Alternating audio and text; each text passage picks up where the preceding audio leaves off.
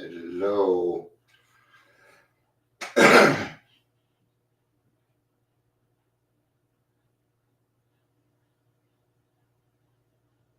going to be talking about advocacy today. Now, what is advocacy and how do we do it?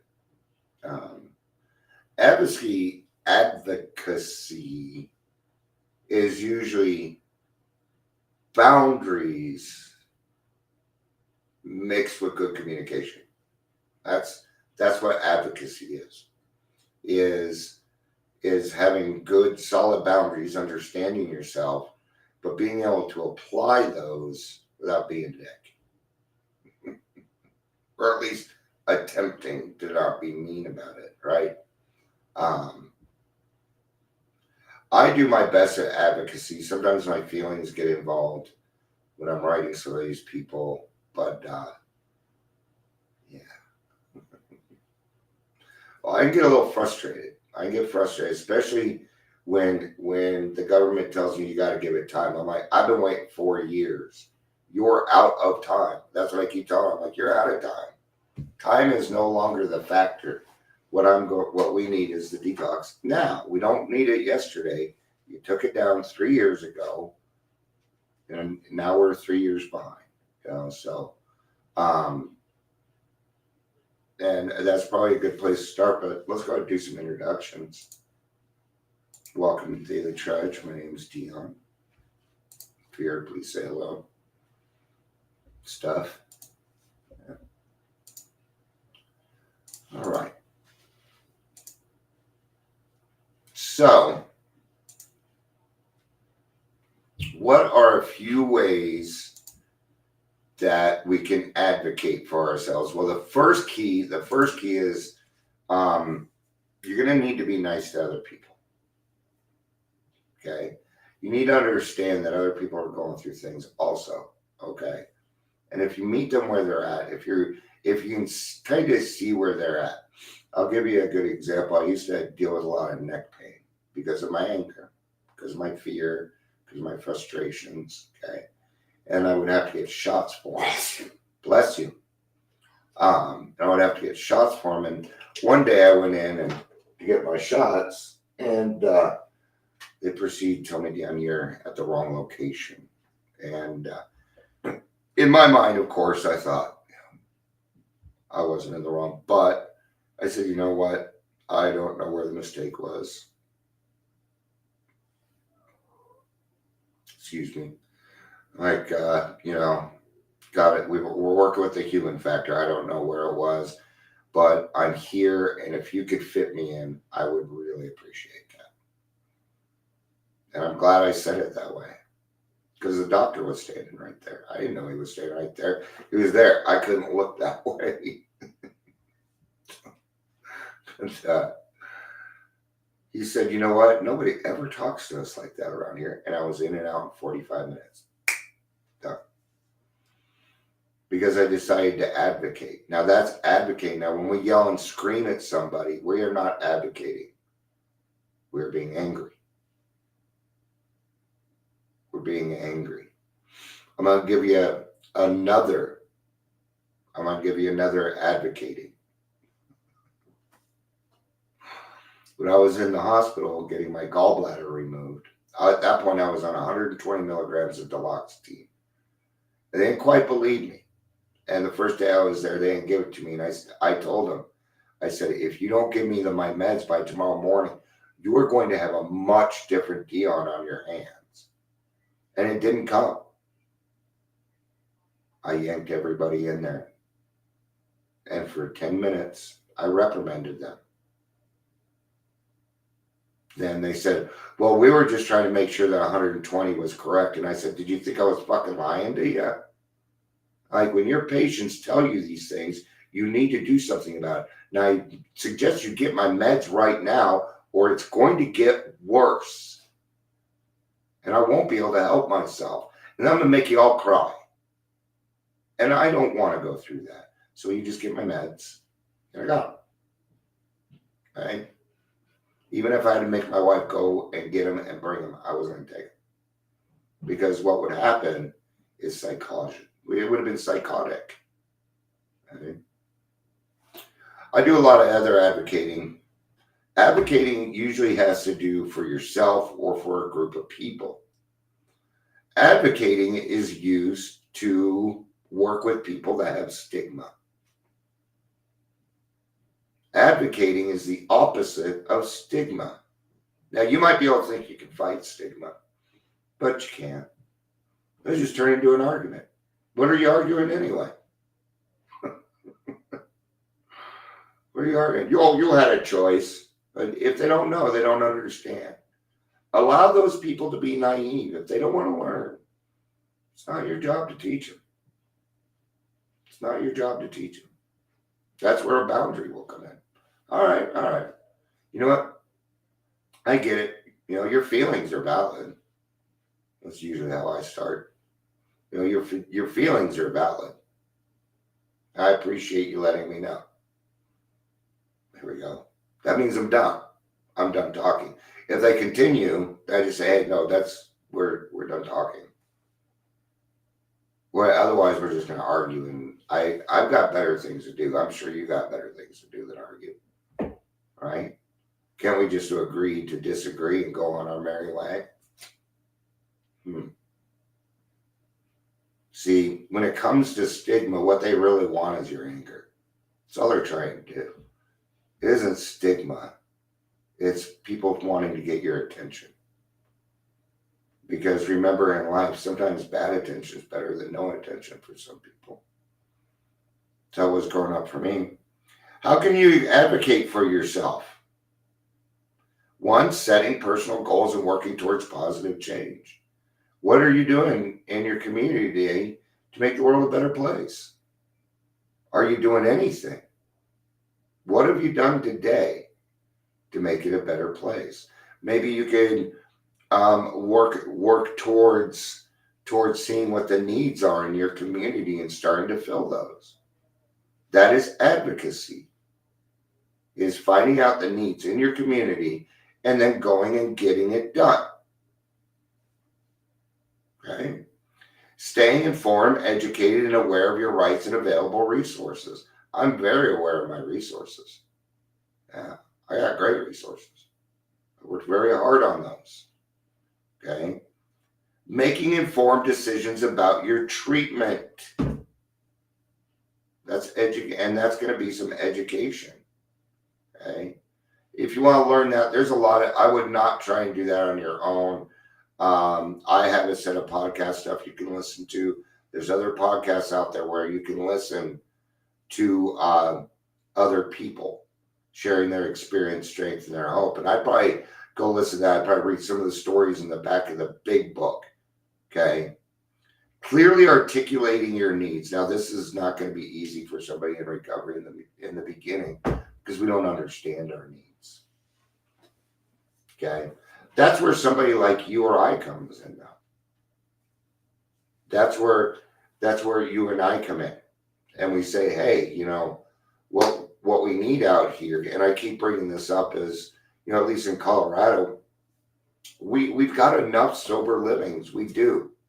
Okay? We've got enough. Right?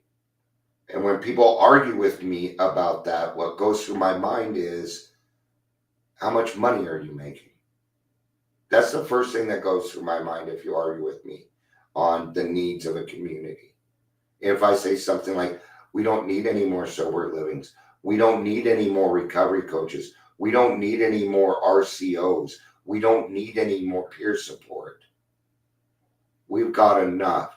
We need halfway houses. We need treatment centers. We need a detox. That's what we need. The rest are a bunch of wants. No, you want to go bowling with your friends. You want to go hiking. You want to do these things. What about the person sitting in detox that's sitting there waiting for somebody to come and help them, but you're too busy axe throwing? There's a matter of priority in this. Okay? And if recovery is not your number one priority, then it doesn't work, at least in my experience. So let me rephrase that.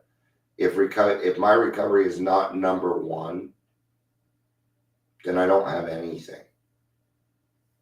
Okay. What is another way you can advocate?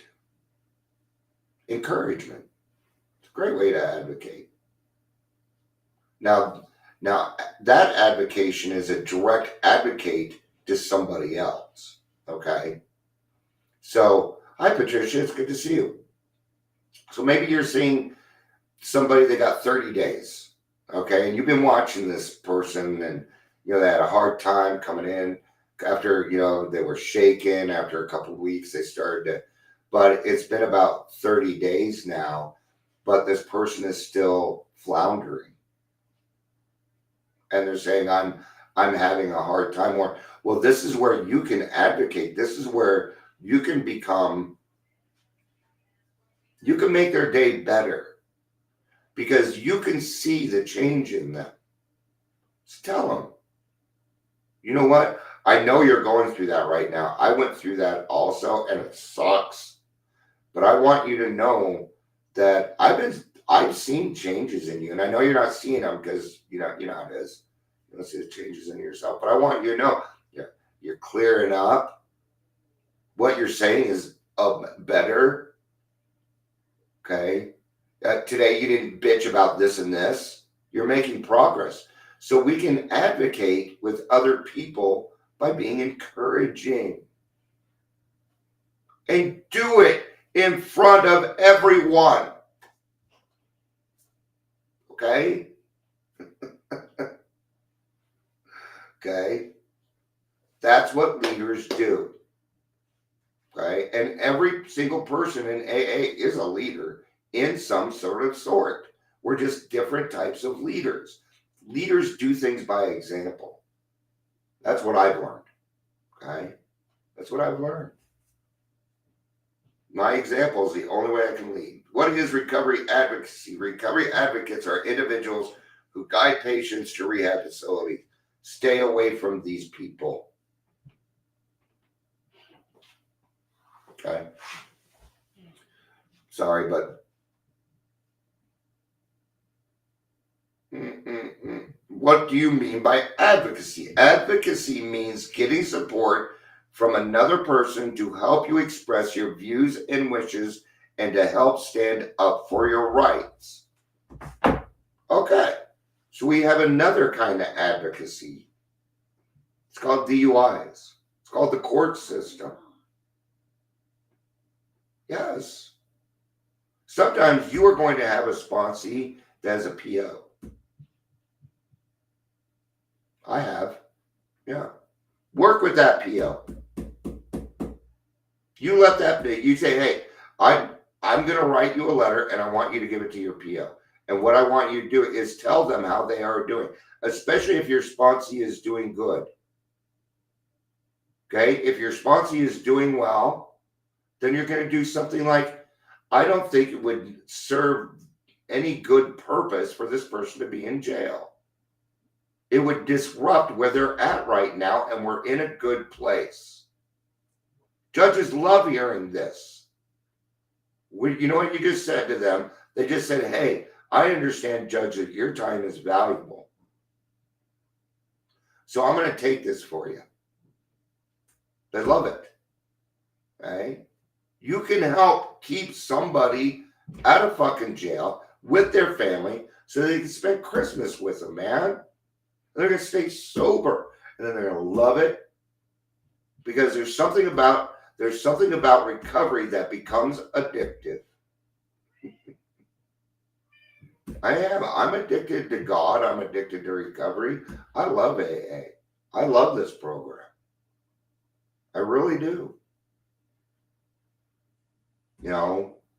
And I'm a big advocate for advocacy. I have a lot of experience, and I think people are starting to finally understand why I do what I do. Because I want to. Because I want to now. I have this huge need in my stomach to just fucking give it all away. If I need to bring up one of the most embarrassing things that I've done in my life in order to help a young man or woman stay sober or anybody get better, I'm going to use it. I'm going to utilize it without any shame. I'm going to utilize it without any guilt. What I'm doing is qualifying myself to let you know that you can overcome these things. I believe that people can change. Because I did. And that is what has happened to me lately.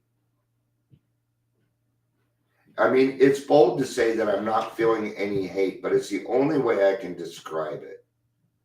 It's like I found another level of empathy, maybe. And it's because I'm coming off my meds. I'm almost all the way off of them.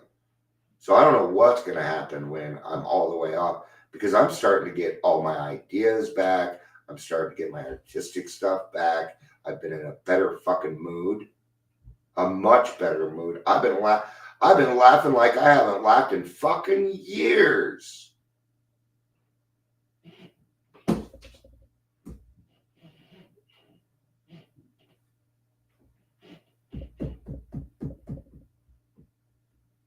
You know, if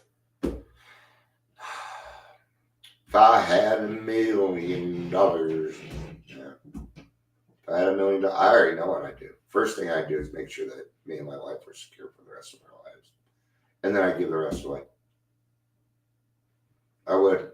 I'd put up a halfway house for homeless alcoholics. This is what I do with the money. Maybe off the car. Yeah, I would. I have no need for it.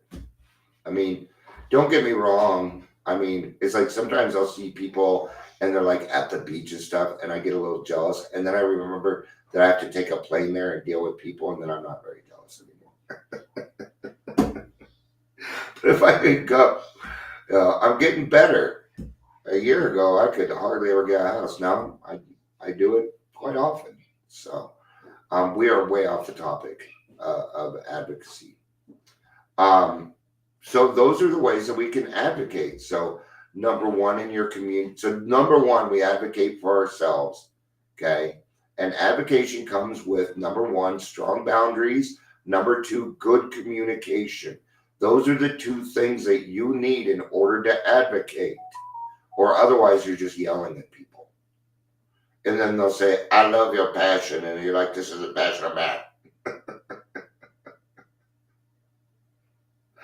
Okay, you found me. I agree.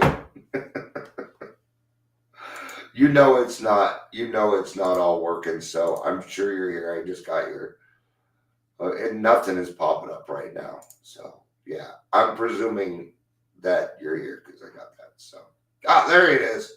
There it is. Hi, Ingrid. So I'll do a little repeat on that then. So when we advocate for ourselves, you need good boundaries and good communication, or it's an argument. Okay. So when we advocate for ourselves, it usually goes in the form of a description. Yeah. I'm going to tell you, this is how I started. If I'm advocating with a professional, this is what I do. I say, I need to advocate for myself. What have I just done? I have supplied a boundary. That is the first thing I've done. I said, here's my boundary. Don't cross it. I need to advocate for myself. Okay. That also tells the other person you need to remove whatever's in your mind. Shut up and fucking listen. Okay. Then you use I statements and say what you feel. I feel this way because of this, and it's making me uncomfortable. If it was like this, it'd probably be easier for me. So let's do that. See how I've advocated for myself, but I set a boundary. But I didn't say, hey, you did this to me. See, I've removed that portion. I don't need it. I'm advocating. My feelings are true, but they are not fact. So what are we trying to do? We're trying to get to the cause and condition here, right? Now, what if that person can't meet that? Then we're going to have to be okay with it. We're going to have to work with it. Remember, tolerance, patience, tolerance, kindliness, and love it's our mantra, man. It's what we do. Okay? Another way that we advocate in the community. Go out in your community, find out the needs, and we supply that. Okay? That was a little tougher for me because I didn't know where the people were at. Yeah.